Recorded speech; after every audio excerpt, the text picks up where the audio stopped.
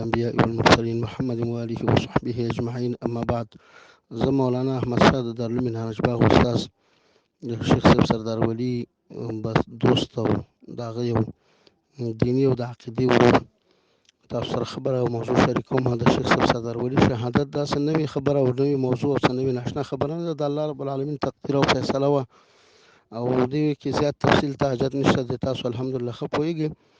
دغه پرون ورځ د چهارشنبې په ورځ باندې چې هر څوک دی د ملګری دی او دوست دی، اصل کې دشمن دی خو د ملګري او د دوست په شکل باندې ورته راغلی دی او د سره مېلمه شوی دی. مونږ ته هم حال او خبره نه ده کړې او بالاخره د ورته د اکرام شوي نه میوه او جنسینګار ته ایښي دي او بیا یې په شهادت رسولی دی.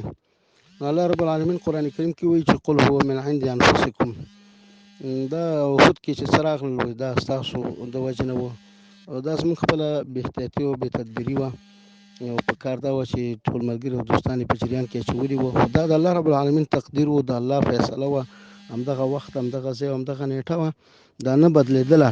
نو د دې دپاره یې داسې اسباب او تدابیر برابر کړل چې نه یې والدین ورونه خبر کړي دي، نه یې دوستان خبر کړي، نه یې مونږ خبر کړي وو.